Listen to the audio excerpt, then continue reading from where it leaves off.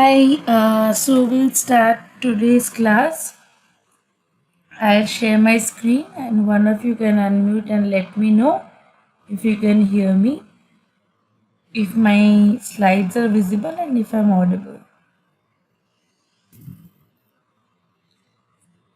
Just give me a second.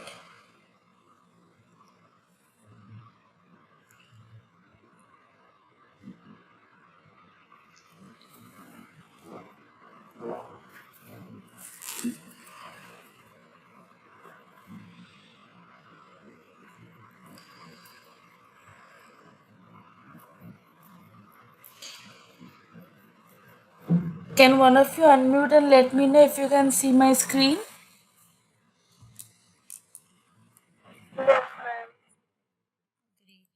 Okay, one second. Yeah. So, good evening, everyone. Today is the fourth live session of this series of live sessions where we discuss some old assignment questions of this course, Fundamentals of Protein Chemistry, taken by course instructor Professor Shagota from IIT Kharagpur. So basically, as you know, what we do in these classes is that we take some old assignment questions related to the topic and we discuss the concept behind these questions. We not only solve the questions, but we also try to find out the basic concept and the main gist of the problem in those questions, so that it not only helps us solve the solve that particular question, but also helps us solve similar type of other questions, right?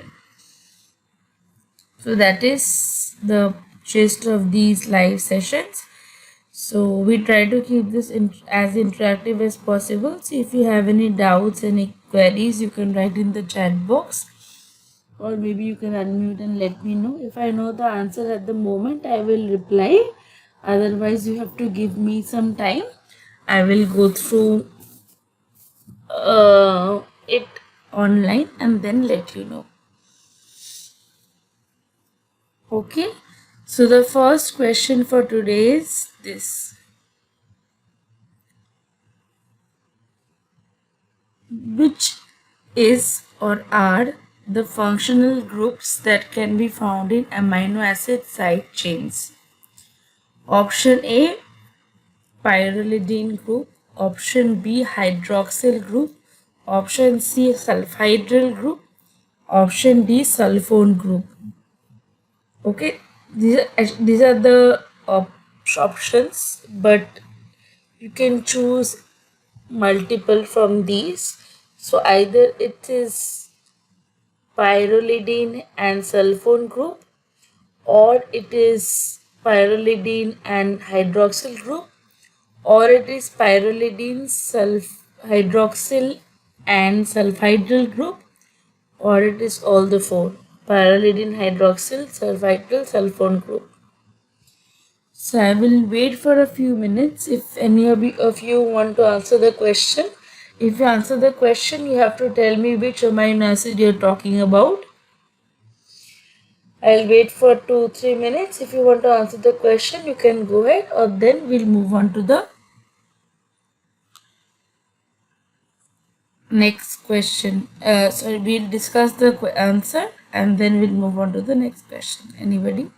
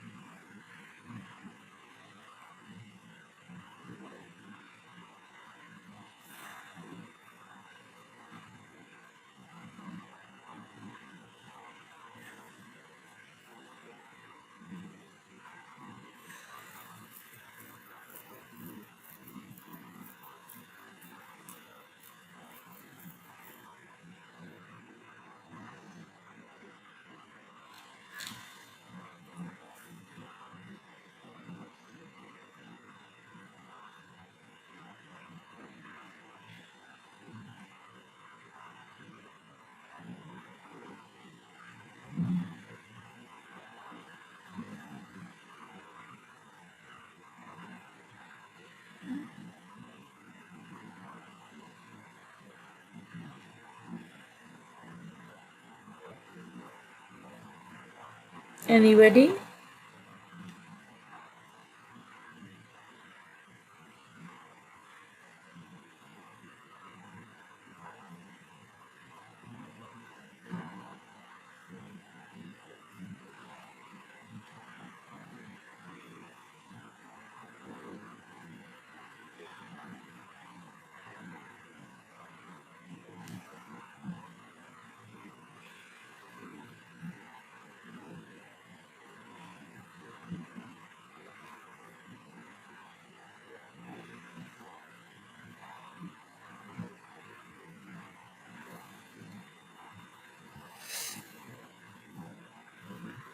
Anybody?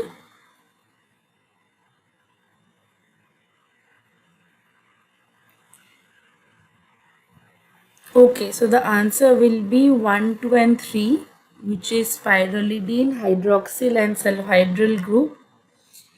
Okay, so how does this basically work out? So pyrrolidine group is the side chain of proline is a pyrrolidine ring, a secondary amine in a 5-membered ring. Hydroxyl group or OH group, yes, it is found in serine, threonine, and tyrosine side chains. Sulfhydryl group or SH is present in cysteine. There is no sulfone group, so none of the 20 canonical amino acids has a sulfone group. Therefore, the correct answer would be pyrrolidine hydroxyl sulfhydryl or 1, 2, and 3 only, option C. Okay.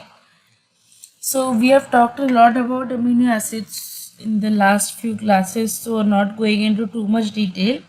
However, to talk about it in the lowest possible detail as possible. So, an amino acid is bifunctional organic molecule, we all know, that contains both a hydroxyl group as well as an amine group. And amino acids derived from proteins have the amino group on the alpha carbon, that is the carbon atom next to the carboxyl group, right? So the amino acids are the building blocks of proteins. There are 300 amino acids that occur in nature. Among these, only 22 are known as standard amino acids that only commonly occur in proteins. 20 it would be. So the amino acids differ in the nature of the R chain, R group side chain attached to the alpha carbon atom. And the nature of the R group determines the properties of the protein. So if you have seen, I have already talked about the optical activity of the amino acids. Apart from glycine, all the other amino acids are optically active. Can anybody say why glycine is not optically active? Anybody? We had discussed this in one of the old previous classes, that except glycine, all other amino acids are optically active. Anybody knows the answer why?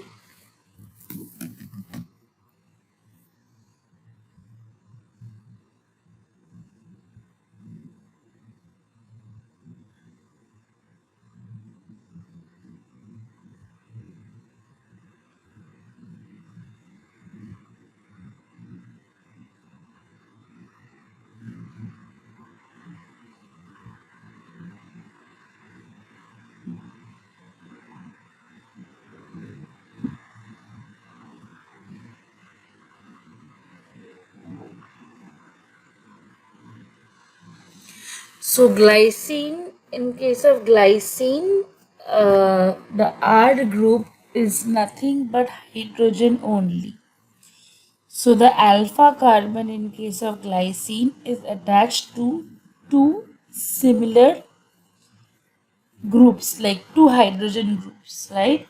For all the other amino acids, there is a hydrogen group and there is an R chain, which is something more complex than H. So for the C alpha carbon center to be optically active, it needs to be attached to 4 different groups of atoms. Right? For glycine, there are 2 hydrogen atoms attached to C alpha, so it's not optically active. Okay. So this is the general formula. If you can see, this is the C alpha, this is the carboxyl group, this is the amine group, this is H, and this is R. R is a side chain. For glycine, this R is nothing but H only. So this C is attached to 2H. So then it does not fulfill the criteria of carbon C alpha carbon being attached to 4 different groups.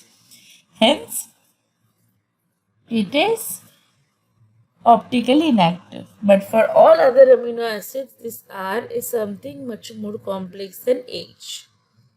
So all other amino acids are optically active. I hope that's clear. So amino acids are the structural units that make up proteins. They join together to form short polymer chains called peptides, or longer chains called either polypeptides or proteins. And these polymers are linear and unbranched, with each amino acid within the chain attached to 2 neighboring amino acids. Okay. Now, the process of making proteins is called translation and involves the step-by-step addition of amino acids to a growing protein chain by a ribozyme, that is called a ribosome. So, the order in which the amino acids are added is read through the genetic code from an mRNA template, which is the RNA copy of one of the organism's genes. 22 amino acids are naturally incorporated into polypeptides and are called proteinogenic or natural amino acids. Of these, 20 are encoded by the universal genetic code. The remaining 2, selenocysteine and pyrrolysine, are incorporated into proteins by unique synthetic mechanisms. So, selenocysteine is incorporated when the mRNA being translated includes this cis. So all amino acids have trivial names. Okay, like NH2CH2COH is better known as glycine rather than amino acetic acid or 2-amino ethanoic acid. So these trivial names usually reflect the property of their compound or its source. So glycine is so named since it has sweet taste, and in Greek glykos means sweet, and tyrosine was first obtained from cheese. In Greek, tyros means cheese. So peptides are formed by joining the carboxyl group of one amino acid to the alpha amino group of another amino acid, and the bond formed between these two amino acids by the elimination of a water molecule is called a peptide linkage or a bond. The product formed by linking amino acid molecules to peptide linkages, CONH, is called a peptide. Now, peptides are further designated as di, tri, tetra, pentapeptides accordingly, as they contain 2, 3, 4, or 5 amino acid molecules, same or different, joined together. Now, amino acids are classified into different ways based on polarity, structure, nutritional requirement, metabolic fate, etc. And generally used classification is based on polarity. So, amino acid polarity chart shows the polarity of amino acids. So, based on polarity, amino acids are classified into 4 groups: non-polar amino acids, polar amino acids with no charge, polar amino acids with positive charge, and polar amino acids with negative charge.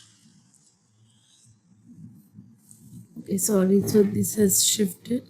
So non-polar amino acids have equal number of amino acid carboxyl groups and are neutral, and these amino acids are hydrophobic and have no charge on the R group. So the amino acids in this group are alanine, valine, leucine, isoleucine, phenylalanine, glycine, tryptophan, methionine, proline, etc. Okay. Just go to this. Whereas polar amino acids with no charge, these amino acids do not, these amino acids do not have any charge on the R group. These amino acids participate in hydrogen bonding of protein structure. The amino acids in this group are serine, threonine,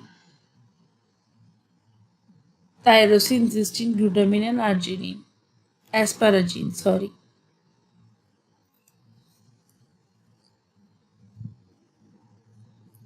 And polar amino acid positive charge.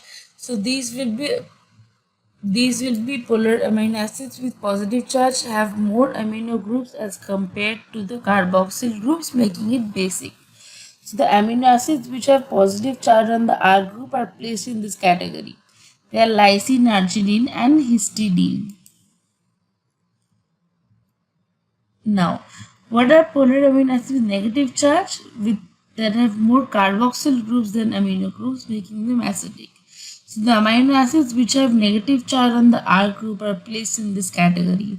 They are called as dicarboxylic monoamino acids. They are aspartic acid and glutamic acid.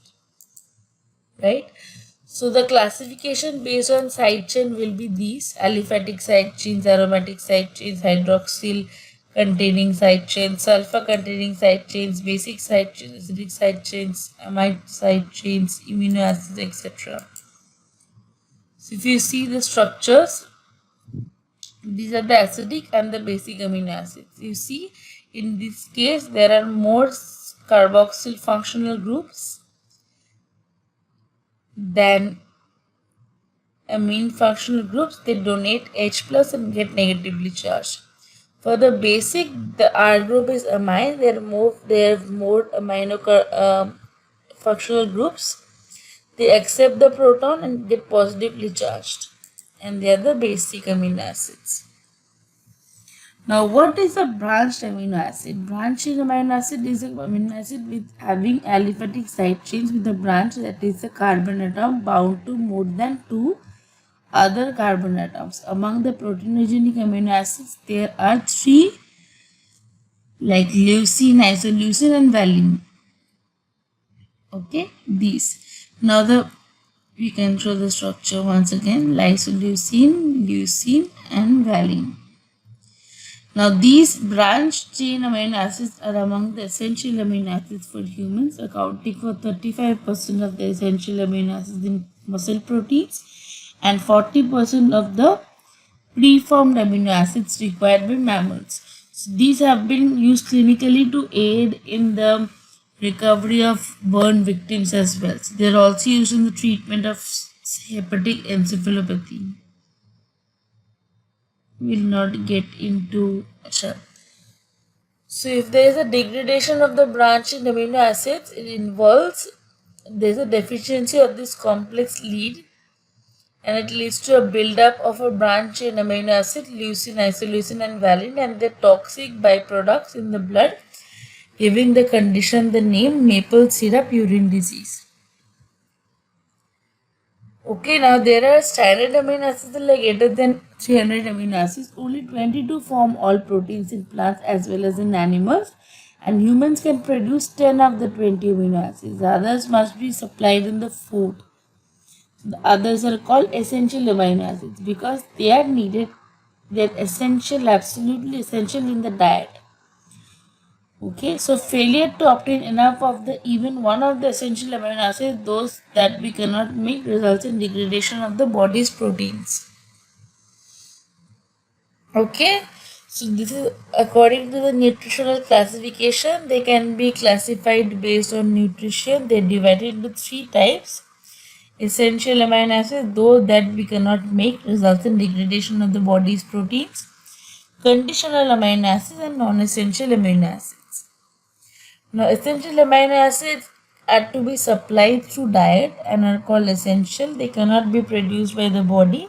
The essential amino acids are valine, isoleucine, leucine, lysine, methionine, phenylalanine, threonine, and tryptophan.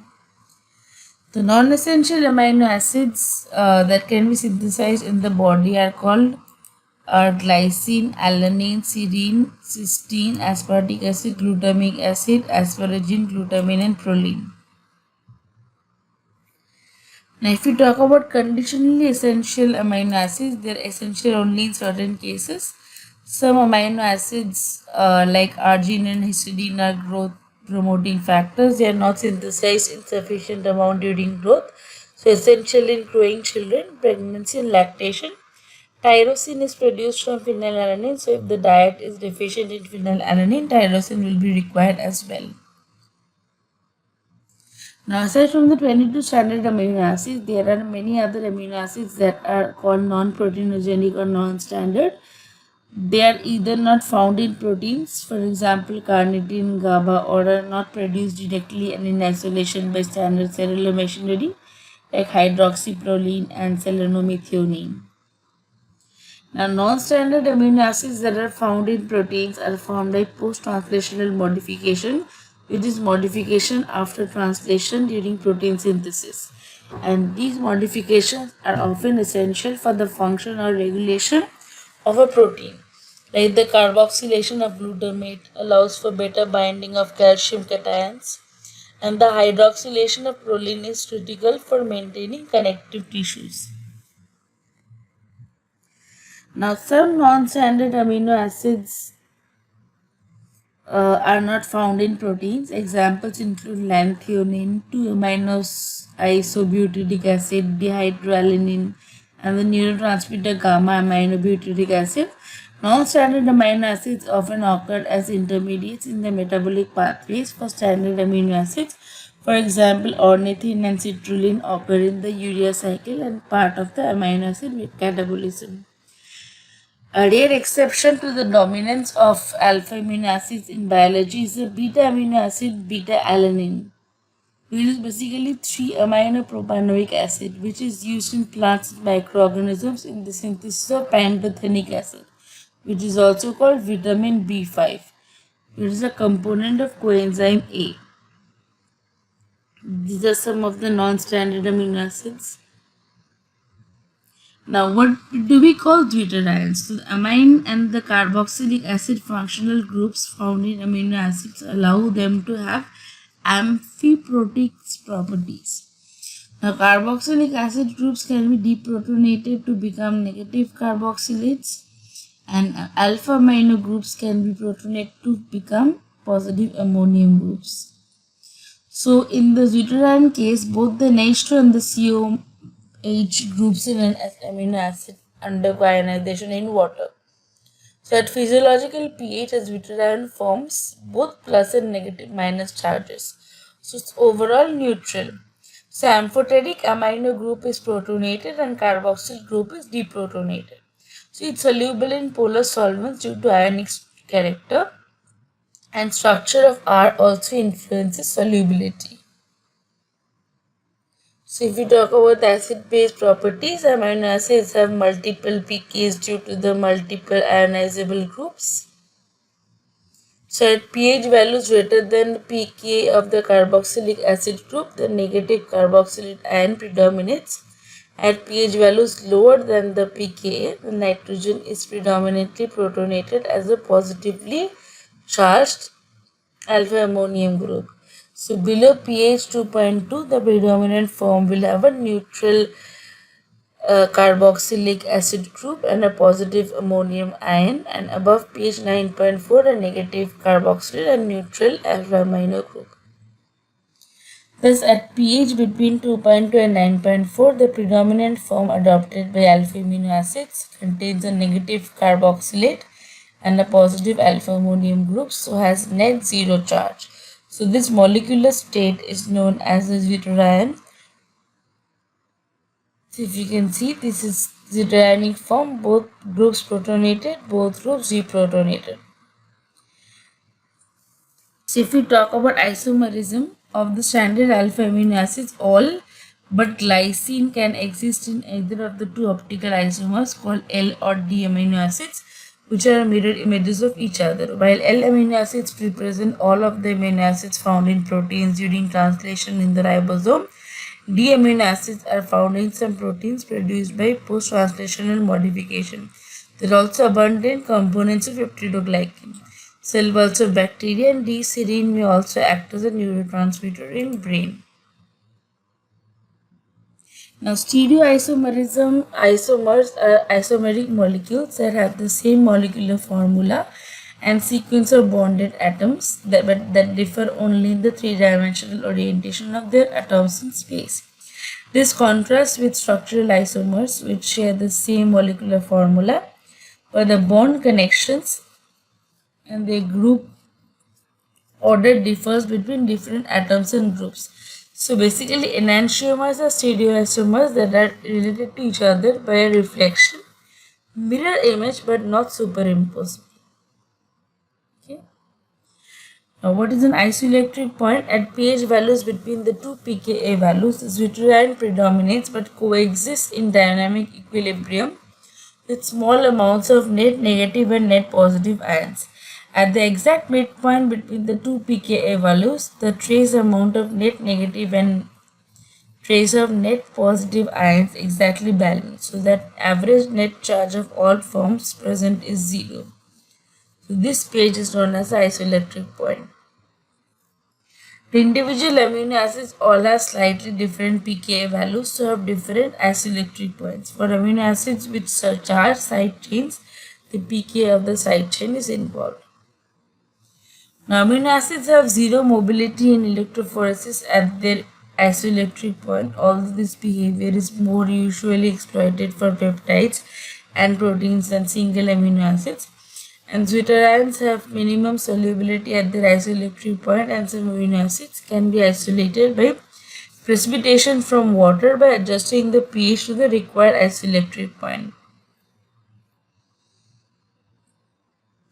Now, what is non-protein functions? In humans, non-protein amino acids also have important roles as metabolic intermediates, such as in the biosynthesis of the neurotransmitter gamma aminobutyric acid. Many amino acids are used to synthesize other molecules, like tryptophan is a precursor of the neurotransmitter serotonin. Tyrosine is a precursor of the neurotransmitter dopamine. Glycine is a precursor of porphyrin such as heme. Arginine is a precursor of nitric oxide. Ornithine and S-adenosyl methionine or SAM are precursors of polyamides. Aspartate, glycine and glutamine are precursors of nucleotides.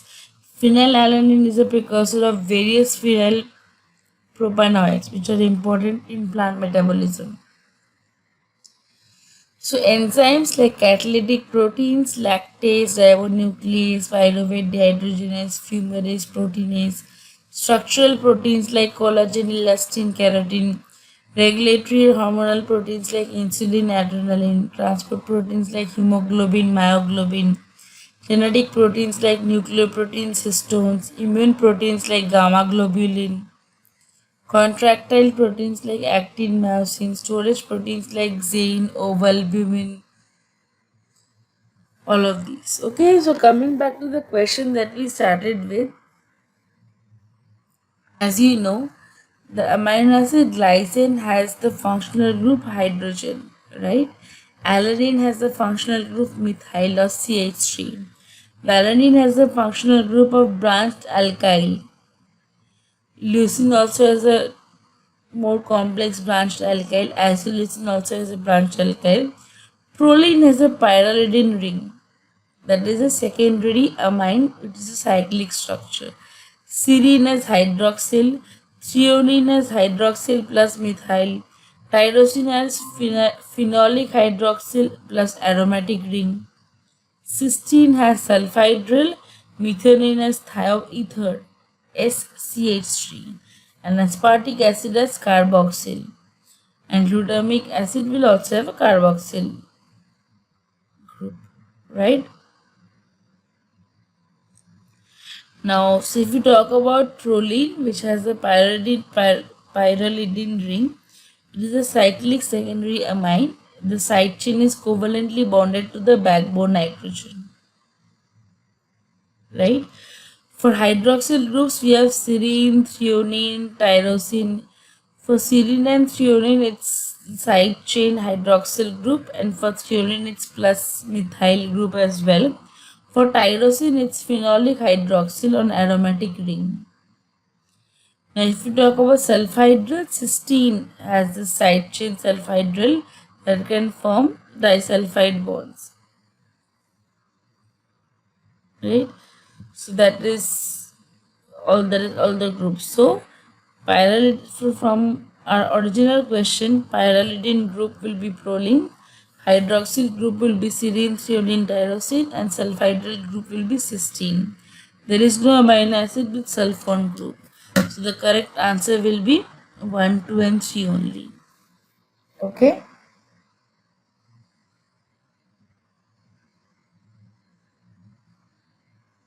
Anybody, any queries, any questions?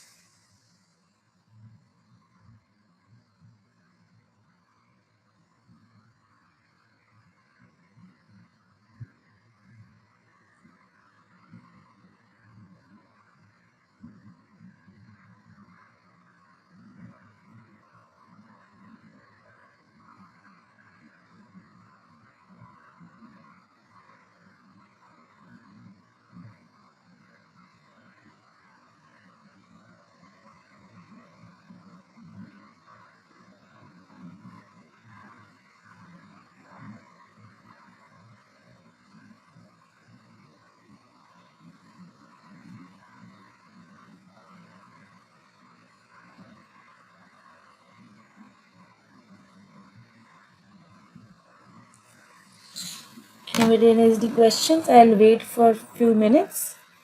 If nobody has any questions, we'll move on to the next question for today.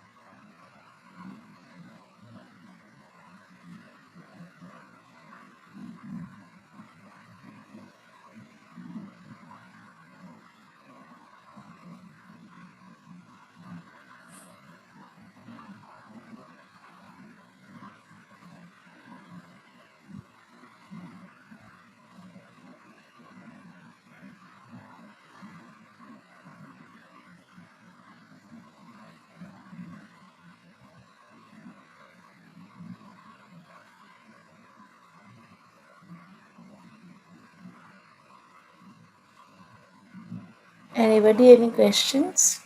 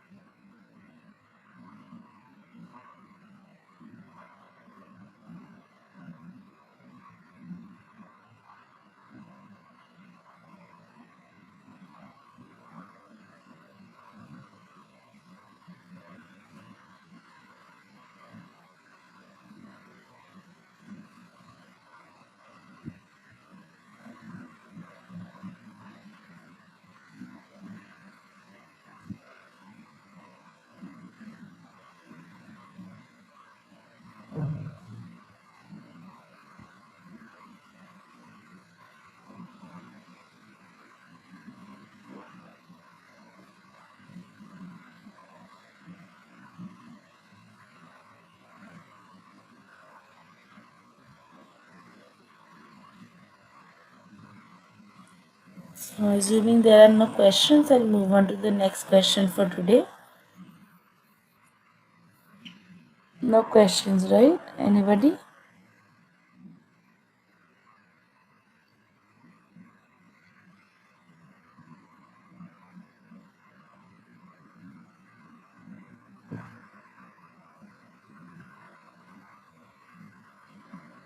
Okay. So the next question is for today's, which among the following is the correct deuterionic form of an amino acid? A, B, C and D. So there are four structures. In structure A, you can see it's NH2 and COO minus. In structure 2, it is NH3 plus and COO minus. In structure 3, it is NH3 plus and COOH. And in structure 4, it is NH and NH minus and COH2 plus. So which of these is the correct deuteronic form of an amino acid? I'll wait for few minutes. You can tell me the answer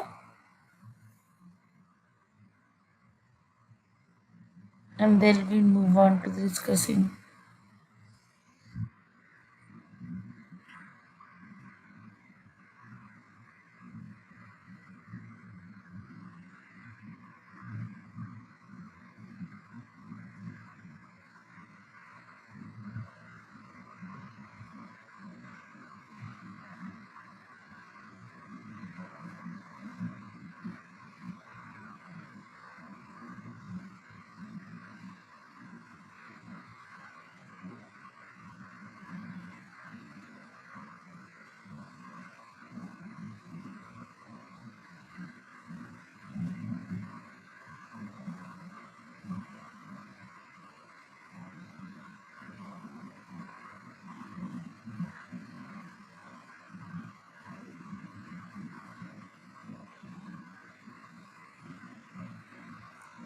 Anybody?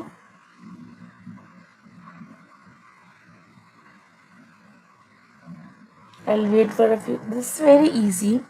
We've discussed about this in so many lectures about the deuteronic structure. We have discussed about the structure. We have discovered the theoretical concerns. Anybody? I'll wait for a few moments. You can just look at the structure and try to answer.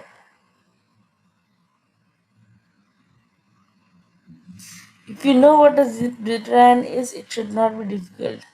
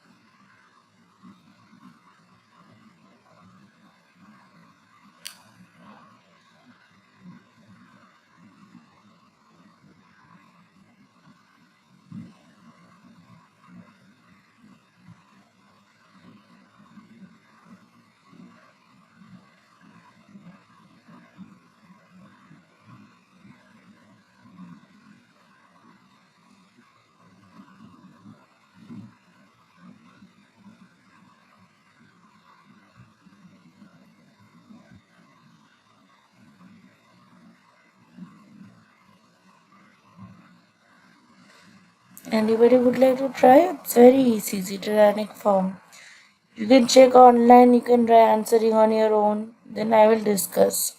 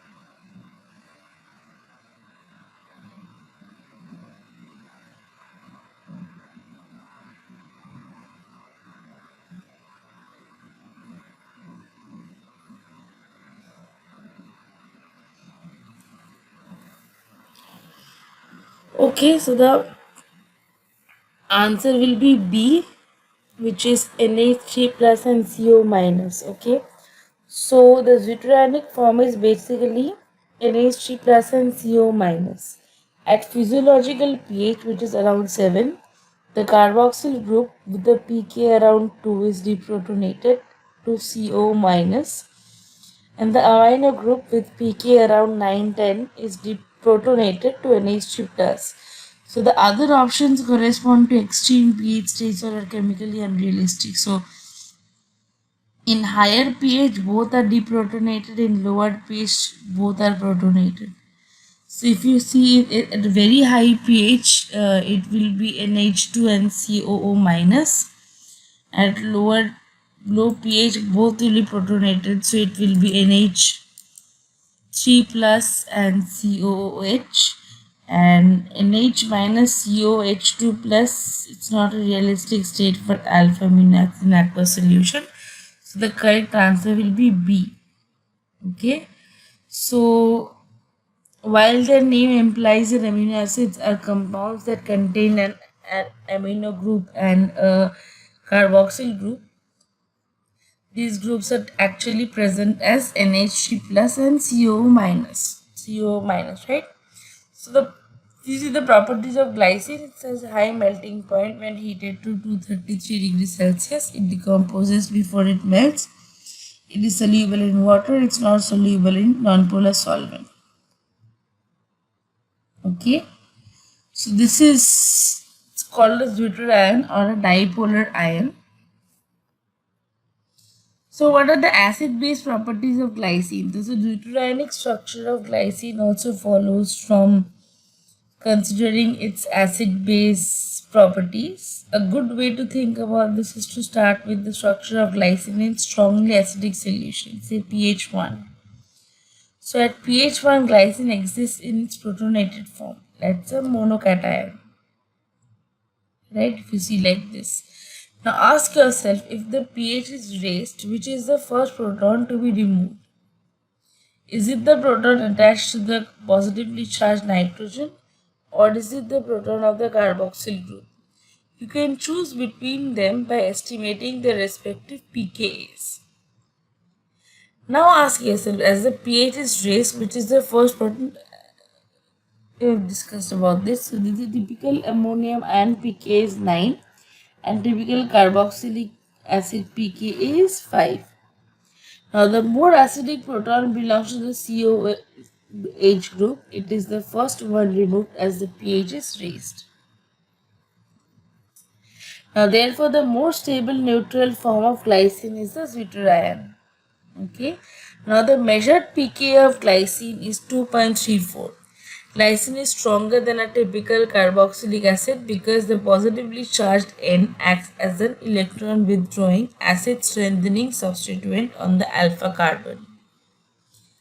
So a proton attached to N in the zwitterionic form of nitrogen can be removed as the pH is increased further.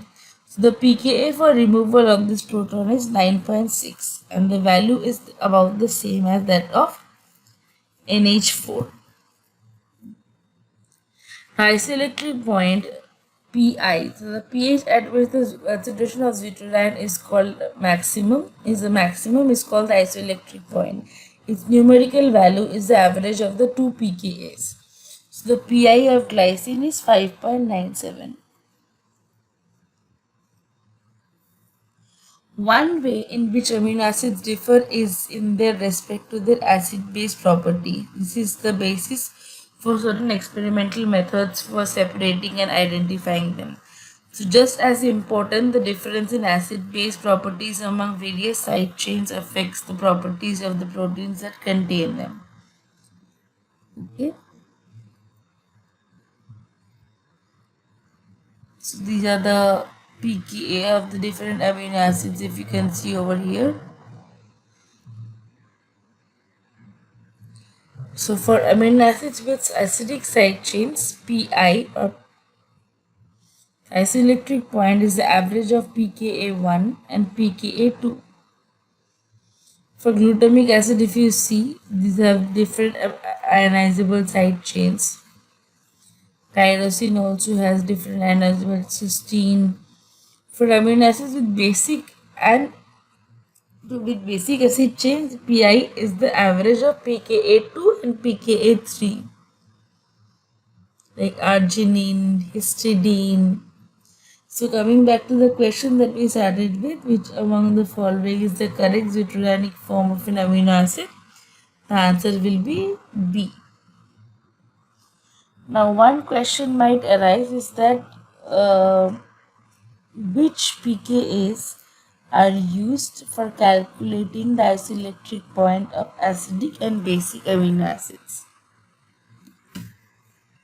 right? So if we have to,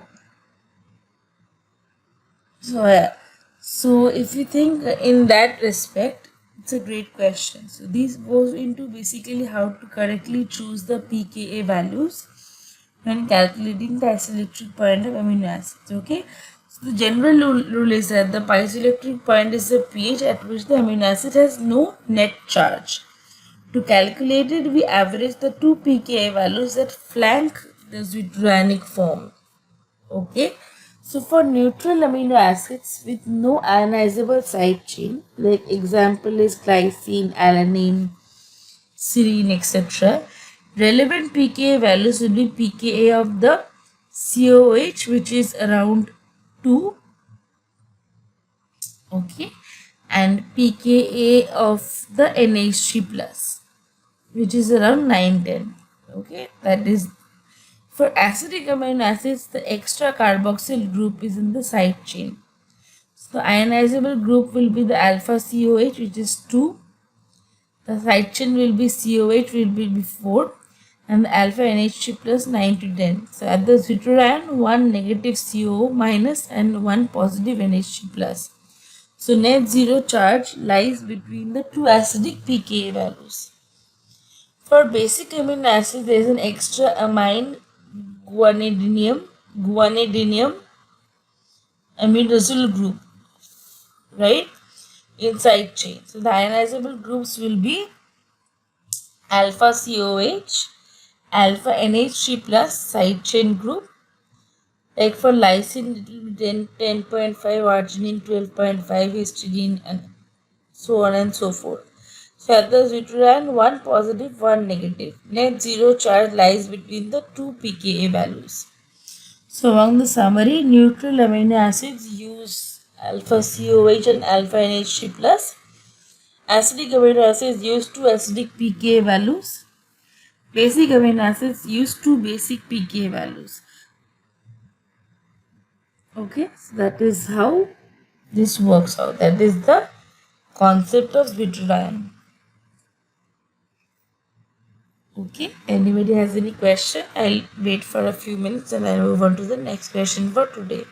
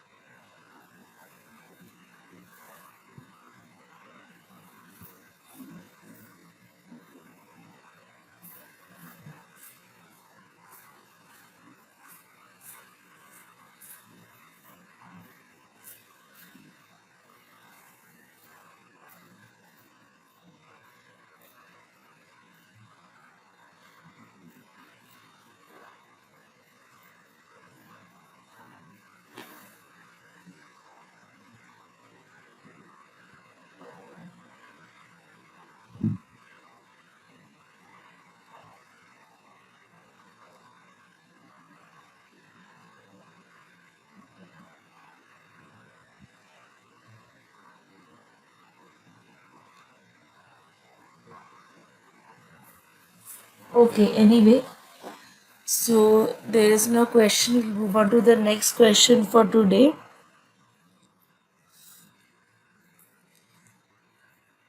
Which of the following is not a correct form of Henderson-Hasselbalch equation? Anybody?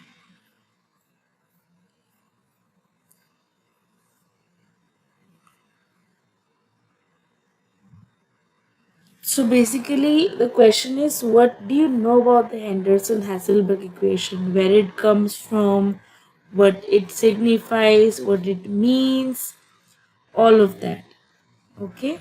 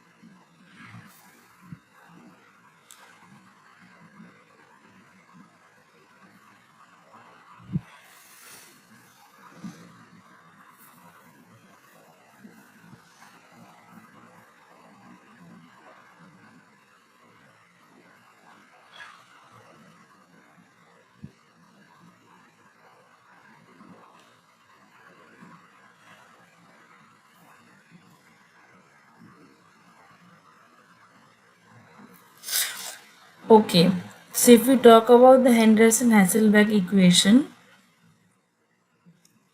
so where it comes from, right? So the equation basically comes from the weak acid dissociation equilibrium. HA, H plus A minus. So that is the acid dissociation constant. Okay. So if we talk about the Bronsted-Lowry theory, so acid is a proton donor. That is, an acid is a substance from which a proton can be removed. A base is a proton acceptor. That is, a base is a substance that has a non-bonded electron pair that can bond with a proton from an acid. Therefore, in pure water, pH minus log 1 into 10 to the power minus 7 is 7. So an acid has a higher H2O plus than pure water, so its pH is less than 7. A base has a lower H2O plus than pure water, so its pH is greater than 7. So the chemical reactivity of water in biological systems is due to its ability to ionize H2O, H plus OH minus. So dissociation constant of water can be expressed in terms of K, H plus and OH minus by H2O, right? So the ionization constant of water Kw will be KH2O, H plus and OH minus. So in pure water, these two values are equal, H plus and OH minus. That is, Kw will be 10 to the minus 14. Okay. So pH will be minus log H plus. So pK value describes an acid's tendency to ionize. Most biological acids and bases do not dissociate completely when added to water. For example, acetic acid partially ionizes or donates only some of its protons to water. So this is the equilibrium constant. Okay. So carboxylic acid, like acetic acid, is a weak acid and the position of its equilibrium lies very far to the left. If you see, acetic acid to the acid ion. When a weak acid HA dissolves in water, the equilibrium constant K equilibrium for this ionization is HA plus H2O, A minus plus H2O plus. H2O plus, sorry. So because water is a solvent and its concentration changes very little when we add HA to it, we treat H2O as constant. If you can see over here, we treat it as a constant. So because the acid ionization constants for weak acids are numbers with negative exponents, we commonly express acid strengths as pKa, where pKa is minus log A. So the weaker the acid, the smaller its Ka, but the larger its pKa. Now values of Ka for most unsubstituted aliphatic and aromatic carboxylic acids fall within the range 10 to the power minus 4 to 10 to the power minus 5. Okay. So Henderson-Hasselbalch equation, it relates the pH of a solution to the pK of an acid. It can be derived like this. Okay. So the acid dissociation constant Ka will be H plus A minus by HA, and taking the negative log, it gives us the Henderson-Hasselbalch equation. So what it signifies, it relates the pH of a solution to the pKa of the weak acid, that is a constant for that acid, the ratio of base to acid. It tells us how the protonated and the deprotonated forms of a weak acid distribute at a given pH. So what it means is that when pH is pKa, the acid is 50 pH is equal to pKa, the acid is 50% dissociated. When pH is greater than pKa, more base form present, deprotonated dominates. When pH is less than pKa, more acid form present, protonated dominates. So buffers, the equation explains why buffers resist pH change near their pKa values. Both acid and base forms coexist. So it's used to calculate charge states and isoelectric points. Pharmacology determines the ionization state of drugs. The classic application is the bicarbonate buffer system in blood. The Henderson-Hasselbalch equation is the bridge between equilibrium chemistry and physiological reality, telling us how acids, bases, and buffers behave at different pH levels. Okay, so this is if we talk about the pH scale.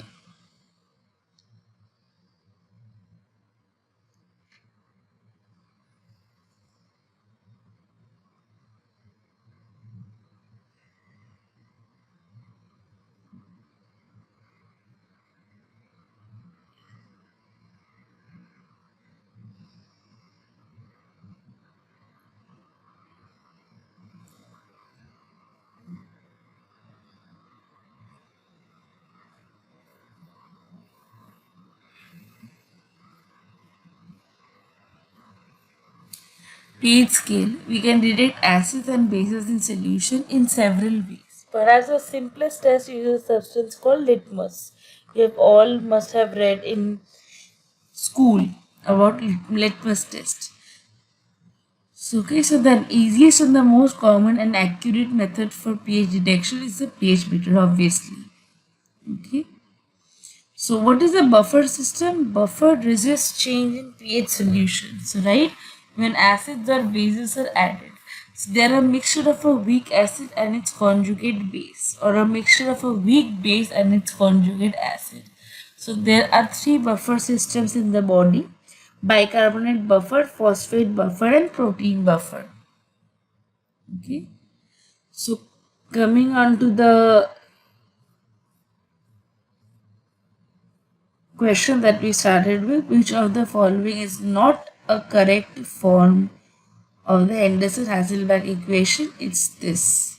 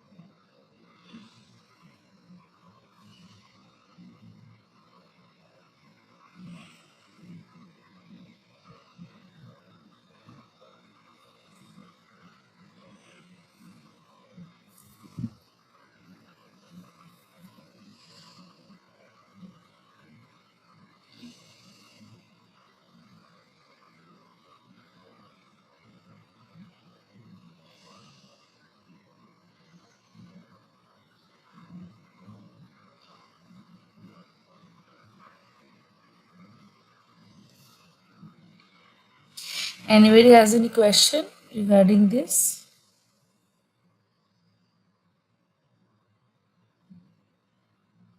I'll wait for a few minutes. If you don't have a question, we'll move on to the next question for today.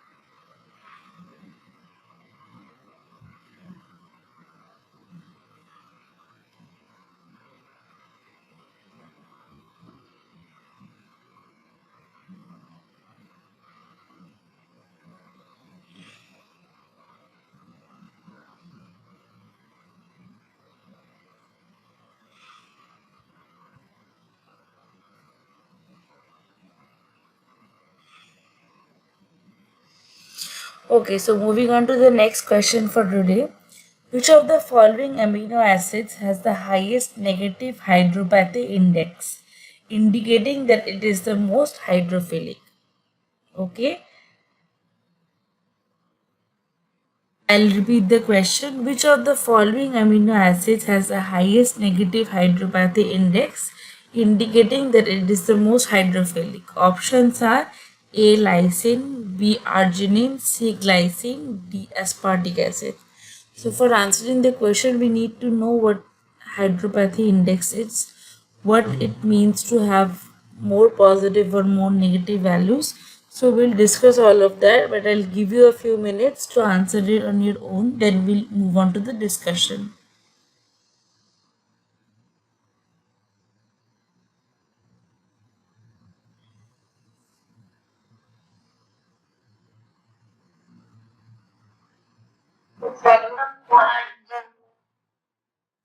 Sorry, anybody?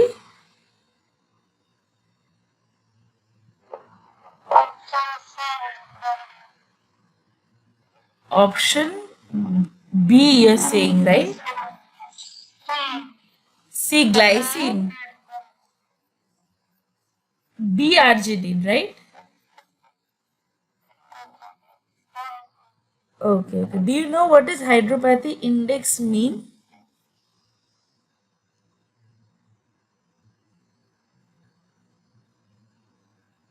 Okay, we'll discuss. Anybody else wants to say anything?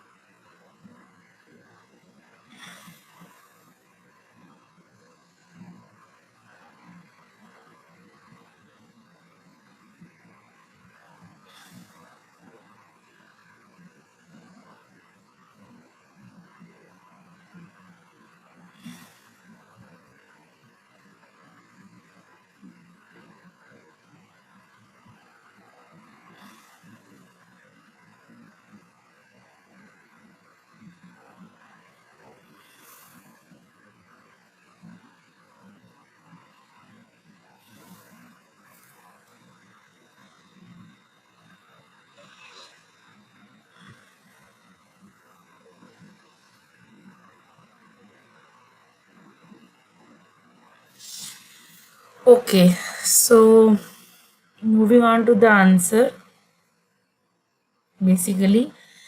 So, if you directly answer this, the answer will be right. The one you said is right. The one with the highest negative hydropathy index, that is the most hydrophilic, is arginine, right? So, what is hydropathy index? We'll go into it. Now, we'll talk about protein sequence analysis and hydropathy plot. Oh God, wait a second. Why has this overlap?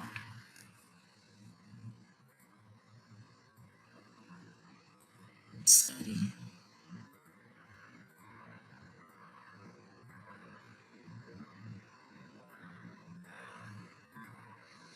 Anyway, so we know what is a protein. It's a macronutrient, right? That is essential to building muscle mass. It is commonly found in animal products, though it is also present in other sources such as nuts and legumes.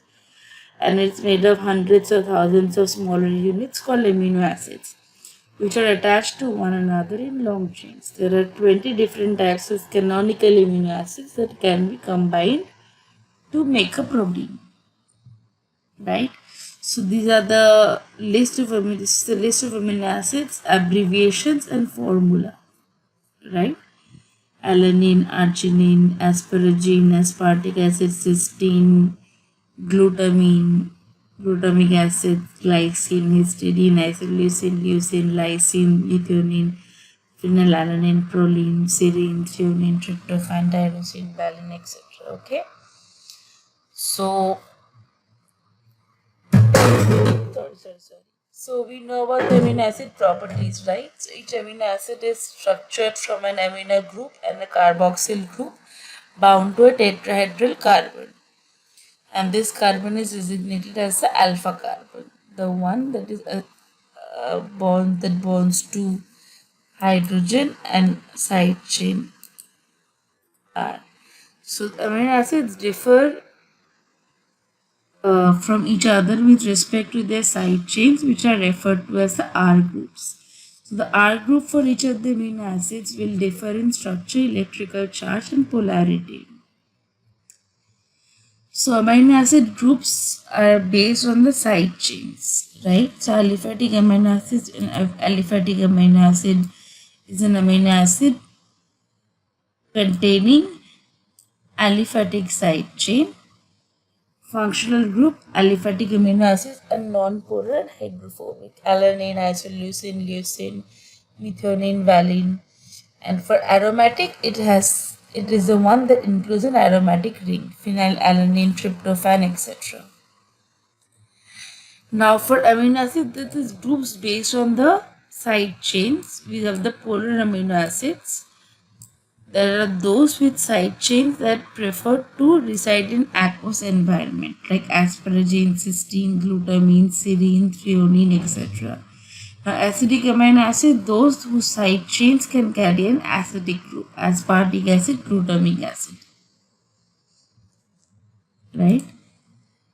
We have the basic amino acids, polar amino acids that are those with side chains that prefer to have acidic group.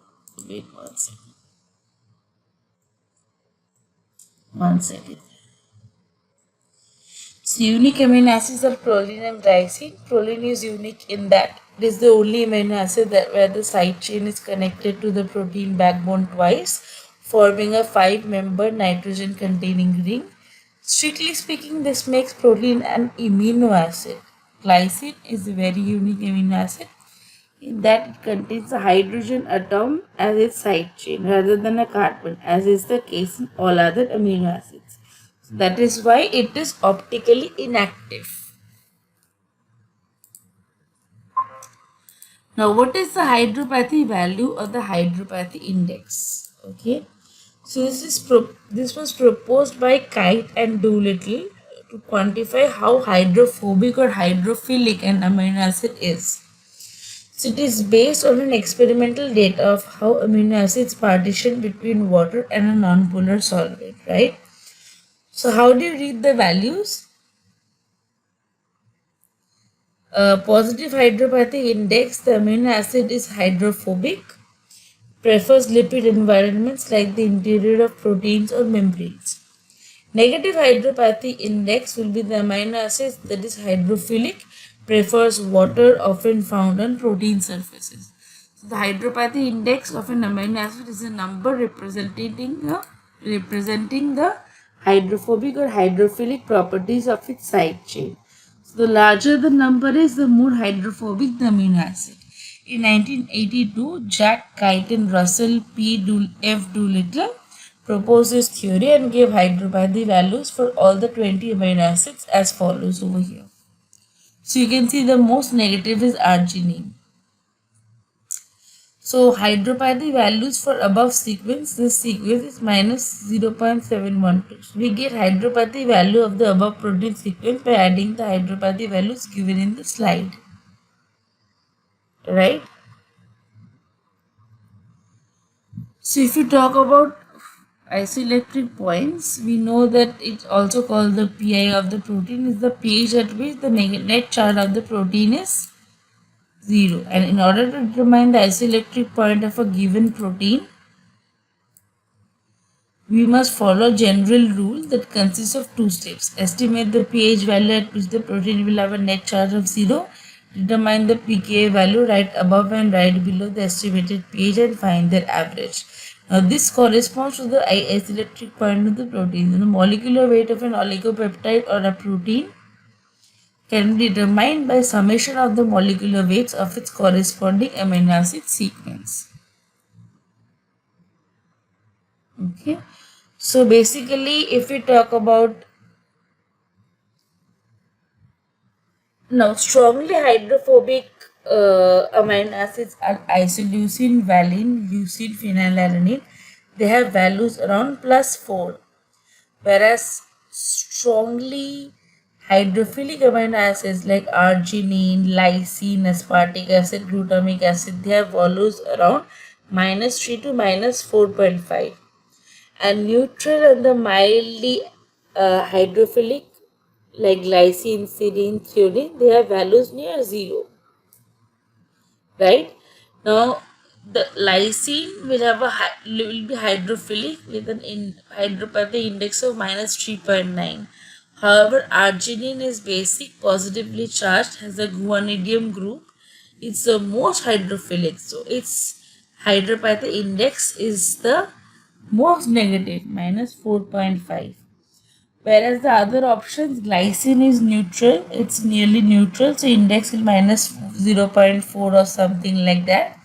And aspartic acid, which is acidic, negatively charged, very hydrophilic, which will be index minus 3.5. So the most negative hydropathy index will be that of arginine. Therefore, among the choices that we have, arginine is the most hydrophilic amino acid over here. Okay.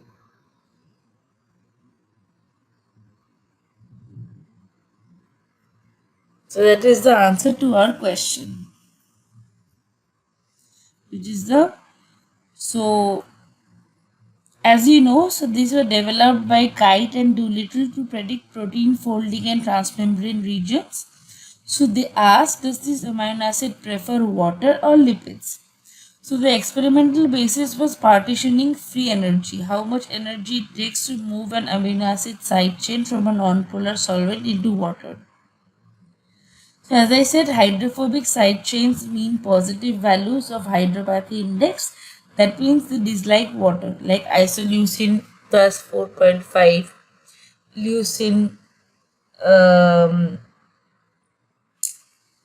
isoleucine like plus 4.5, and basically valine plus 4.2. If you can see over here, such residues are often buried inside the proteins or in the lipid bilayers. Whereas negative values, hydrophilic side chains, they like water. So examples will be arginine minus 4.5, lysine minus 3.9. So residues are usually found on the protein surfaces, interacting with water or charged molecules. Right? So hydropathy is oil loving or hydrophobic. Hydropathy positive is oil loving or hydrophobic. Hydropathy negative is water loving or hydrophilic. Right? So that's why among the options that we had, arginine is charged, basic amino acid with the guanidinium group that makes it even more hydrophilic. So hydropathy index will be 4.5, the lowest, most negative of all amino acids. Okay. So why arginine is the champion of hydrophilicity? The guanidinium group is planar, delocalized and strongly positively charged. So it forms multiple hydrogen bonds with water molecules simultaneously. That's why arginine's hydropathy index is the most negative of all amino acids. Right? So that is all. So anybody has any queries regarding this question? I'll wait for a few minutes.